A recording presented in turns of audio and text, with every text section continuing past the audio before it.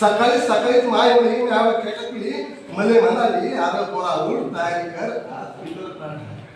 मले म्हणाली अरे पोरा उठ तयारी कर आज पितर पाठ आहे. त्या बापाने देऊ घालायची अरे पोरा सकाळी उठ तयारी कर आज पितर पाठ आहे. त्या बापाने देऊ घालायचं काय आवरून घे लवकर मी ठेवलं आहे. तुला बाजारात जाऊन दारू बिडीचा भंडारा आणायचा तुला बाजारात जाऊन दारू बिडीचा भंडारा आणायचा आहे. त्या मायला म्हणालो आई सारी बापाने दारू पितो म्हणून कोसत होती.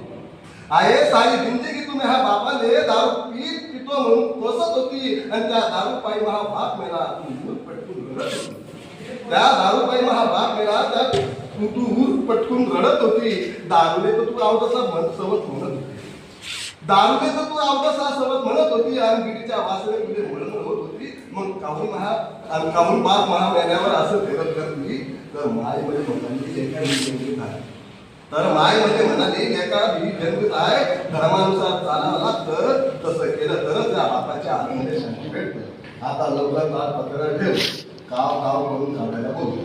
आता लवकर ताट पत्रावर ठेव काव काव करून कावड्याला बोलो. कावड्याने दिवस शिवला मग समज हा बाप जेवला. कावड्यानं दिवस शिवला मग समज हा बाप जेवला. म्या गप्प दुमन ताट छतावर ठेवलं. म्या गप्प दुमन ताट छतावर ठेवलं. काव काव करत बसून राहिलो.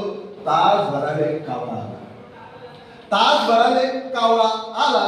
निर्दोष तुटून पडला. मायनं म्या मायकडं पाहिलं. मायनं म्या मायकडं पाहिलं. मायनं हुश करत श्वास सोडला. मायनं हुश करत श्वास सोडला.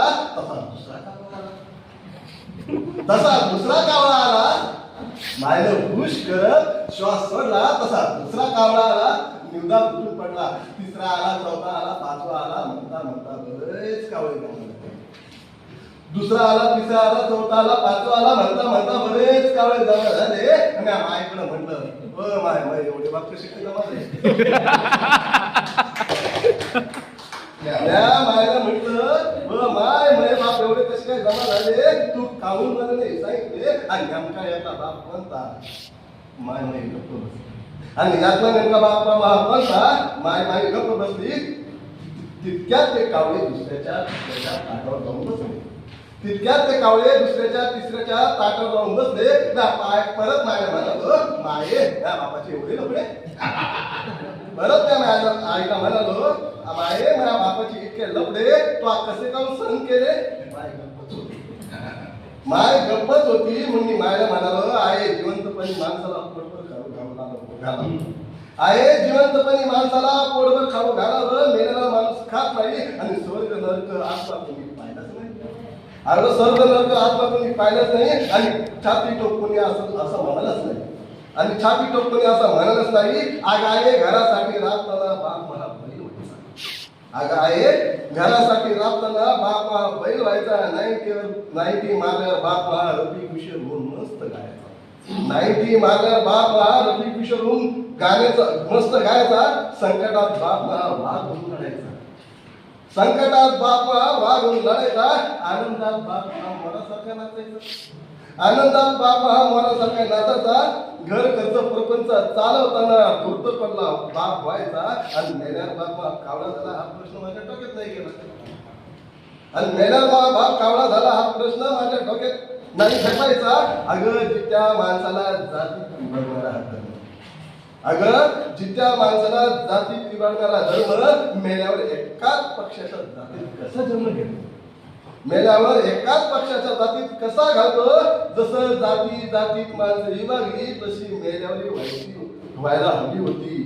त्या धर्माच्या 4 वर्णानुसार माणूस मेल्यावरही 4 वर्णात हवा होता. बामणाचा बाप मोर राजहंस. क्षत्रियाचा बाप गरुड खार. वेश्याचा बाप घुबड. आणि शूद्राचा बाप कावळा व्हायला हवा होता. आणि शूद्राचा बाप कावळा व्हायला हवा होता. पण माय सारं उलट हाय. जित्यापणी जातीचा भेदभाव करणारे मेल्यावर मात्र एकाच कावळे होता. मेल्यावर मात्र सगळे एकच कावळे होतात. आणि आपल्याला सारख्याला अंधश्रद्धेच्या नावाखाली बावळे करतात. आणि आपल्याला अंधश्रद्धेच्या नावाखाली बावळे करतात. माय माणूस मेल्यावर राख आणि माती होते. माय माणूस मेल्यावर राख आणि माती होती, उरते फक्त सत्कर्म, हेच खरे जीवनाचे मर्म, बाकी सर्व झूट धर्म, जी त्याला पोटभर खाऊ घालू, पितर पाण्याचे या पुढे नाव नको काढू. जी त्याला पोटभर खाऊ घालू, जी त्याला पोटभर खाऊ घालू, पितर पोटाचे या पुढे नाव नको काढू. आता सत्य शोध भोगू, उगा नकोच करू आता गाव गाव, उगा करू नको आता गाव. जय